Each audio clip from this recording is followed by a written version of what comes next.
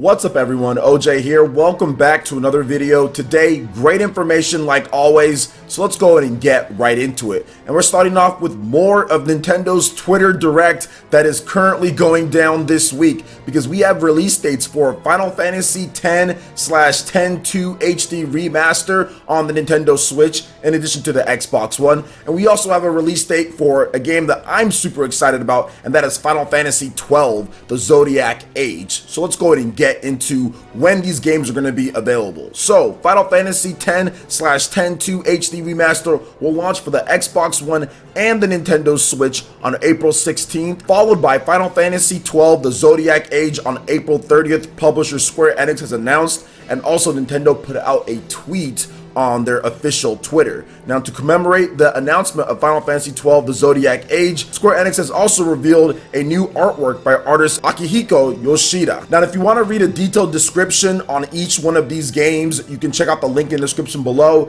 but I'm going to be talking about how Nintendo announced this on Twitter and some of the conclusions that people are drawing about this, because these are two big games that were announced during the Direct that Nintendo had back in September, and a lot of people were thinking that we would get the release dates for a lot of the 2019 games in a January Direct, especially the early 2019 games. But it seems like we're getting those announcements, but not at a Direct, but on Twitter. So let's talk about first Final Fantasy XII, the Zodiac Age, because that's the game I'm super excited about. This is a phenomenal game, and I'm really happy that it's coming over to the Nintendo Switch, because the style and the gambit system that's in the game literally perfectly fits what the Switch is about, being able to play anywhere, kind of setting things up and letting it battle out. I can see myself playing this a lot during like the basketball or NBA playoffs or something like that, where I kind of want to passively watch something because my Chicago Bulls are just absolutely trash and I know they're not going to be in the playoff hunt. So I kind of want to just passively watch the other teams but still be able to play a game at the same time,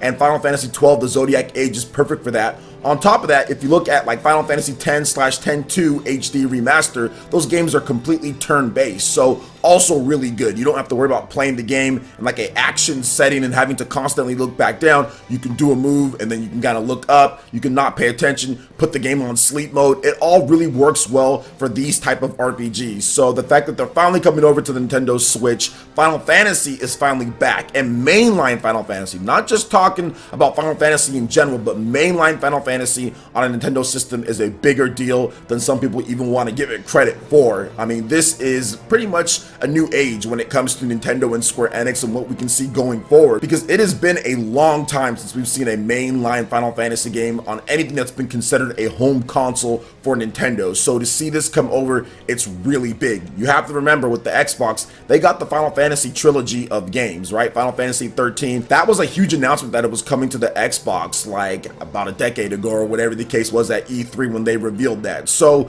to see that Nintendo's finally getting in on the mainline Final Fantasy action is really good. Now, some people have been asking me about if the sales of these games are good, what this could lead to, and I honestly feel that we can get the trilogy Final Fantasy 13 games if that's not already happening. But I think that the good sales of these games would probably help kind of spur that a little bit faster. So if you want those games, maybe you should pick up these ones. I'm not really sure, but either way, I think it's going to be great for Final Fantasy fans. It's great for Square Enix and RPG fans that these games are coming over to more platforms, because I played 12, the Zodiac Age, on the PS4, and then I found out that 12 was also coming to the Switch. I didn't know it was coming to the Xbox, but I found out that it was coming to the Switch, and I was like, all right, I'm gonna stop playing it. I'll pick it up when it comes out to the Switch. So really excited about these games here. So what do you guys think about Nintendo's continued Twitter Direct that is going down with the announcements of these awesome Final Fantasy games? Let me know your thoughts in the comment section below. All right, and moving on to the next topic here. We're gonna be discussing the Media Create sales for December 24th, 2018 through December 30th, 2018. This is the last week of December, and in the next report that I do, we'll talk about the first week sales for January as well, because the Media Create is a little bit behind, but we are going to discuss the last week of December 1st, and then you guys will get the updated sales in just a bit in a separate video. So let's first talk about how Smash Brothers is doing. I think if there's any big takeaway from this list, which you guys are seeing, you can check out the full Media Create. Obviously, all the numbers are going to be up there for you guys. I don't have to break down every single number and everything, but I do want to talk about some of the bullet points that I see out of this, and that is Nintendo Switch sales, the hardware sales, then also the sales of Super Smash Bros. Ultimate, essentially, this game has pretty much become the best-selling game in Japan on the Nintendo Switch, and it's going to surpass Splatoon 2 very soon. It's very close if you count the first week of January numbers in there. You look at the sales trends, and that's what I talked about on Twitter. The sales trends show that Super Smash Bros. Ultimate is going to be the best-selling Switch game in Japan. So it's looking to be that way, if not in the next couple weeks here. We still need digital sales numbers because we know Splatoon 2 has done well digitally, but at the same time, that doesn't make up the difference that you're seeing with the physical sales here, because Super Smash Bros. Ultimate sold another 275,000 units plus on the Nintendo Switch, which is just absolutely incredible. That game is over 2.3 million units in Japan, and if you count the next week's sales as well, it's already, I think, up to 2.6 million, which we'll talk about in a bit.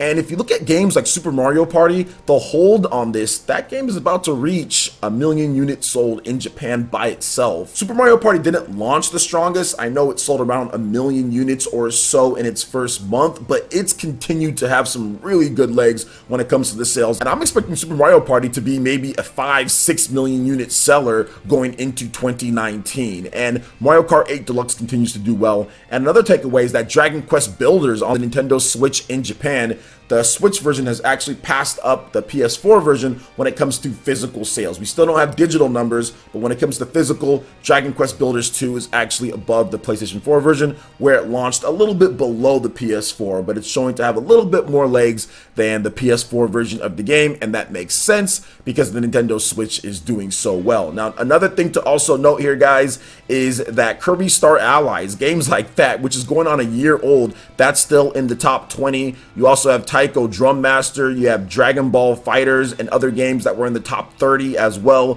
Pokemon Ultra Sun and Moon, that game continues to go. Mario Tennis Aces continues to sell. That's over 400,000 units in Japan. And also, another thing, Splatoon 2 got a nice bump. Sold over 30,000. That game is at 2.8 million units plus in Japan. So it's still selling. It's going to get passed up by Super Smash Bros., but it's still selling really well. Super Mario Odyssey, Pokemon Let's Go Pikachu and Eevee, that game is over 1.3 million units in Japan alone. So very good sales across the board. Then also the Nintendo Switch, that's the other bullet point from this, another 174,000 units plus that it sold in Japan, and the system is at 7 million units sold. So the Switch has passed another milestone. We just talked about it selling 6 million in Japan, and now it's at 7 million units in Japan, and it's going to pass up the PlayStation 4 probably by the end of March, maybe March, or maybe the end of February. We could see it pass up the PlayStation 4, but we'll have to wait on that. So either way, very good sales for Nintendo in Japan. The holiday season was really good to them. They were selling a ton of systems every single week, well over 170,000, upwards of 300,000 units per a week, anywhere in that range for all of like the holiday season. So that's very good and what you want to see. You combine that with the news that in France they have sold over 2 million units for lifetime to date. It's a really good look for Nintendo in the holiday season when it comes to worldwide sales, and which I think that they'll talk about by the end of the month. So what do you guys think about the sales numbers here for the Media Create for the last week of December? Let me know your thoughts in the comment section below. All right, I'm moving on to the final topic here. We do have an update on Catherine Full Body for the West. So this game will only be released on the PlayStation 4 in Western territories. So the PS Vita is getting skipped and it's only staying in Japan. So import boys, Play Asia boys in the house if you want to get that PS Vita version. So the Western version of Catherine Full Body will only be released for the PlayStation 4, and this is according to the newly launched Catherine Game official website. Now also Catherine, the digital deluxe version, that was recently released on the PC via Steam, so if you want to pick that up, you can also get that. But yeah, in Japan, Catherine Full Body will be released both on the PlayStation 4 and also the PS Vita on February 14th. Now in the West, outside of 2019, a concrete release date for Catherine Full Body in the Americas and Europe has not been announced. Now there's a bunch of other information when it comes to how Atlus is just handling this franchise, or whatever you want to call Catherine. This is very weird when it comes to Atlus. They say PS Vita and they also say PlayStation 4, and then they say no PS Vita version in the West. And it seems like, why not just have the game if you're going to have it, and why not just release it digitally on the PS Vita in the West? Is it really like saving that much money if you don't do that? I get not having a physical release, but just not having it at all, even though it's in development and the game is going to be localized for the PlayStation 4, just seems very silly to me, in my opinion. And then you also look at what they did with Catherine, the Digital Deluxe on the PC, where they were kind of teasing it in weird ways, and they just kind of dropped it out of nowhere somewhat. Then you have that. I don't know why or how Atlas does marketing like this, or even how they pick their systems. It seems like they put a blindfold on and they throw a dart at a board, and that's the type of system or how they're going to do their marketing when it comes to certain franchises and games. I'm thoroughly confused by Atlas at this point and how they've handled all of this stuff. But hey, it's their company, it's their games, let them do what they want to do. Catherine Full Body, it's coming sometime in 2019. It seems like it in the West. And of course, if you want the Japanese version, you'll be able to pick that up on February 14th. So what do you guys think about Catherine Full Body, PS4 only in the West, in addition to all the different topics here? Let me know your thoughts in the comment section below. All right, guys, that wraps it up for this video here. Go ahead and check out the links in the description below. We got Facebook and Twitter. Go ahead and give us a like and a follow on our social media. Hit that like button if you did like this video. Let me know you guys want more content like this going forward in the future. And subscribe to PlayerEssence for the latest RPG, Japanese, and Nintendo gaming news. Thank you so much for watching, and we'll catch you ninja for the next video. Peace.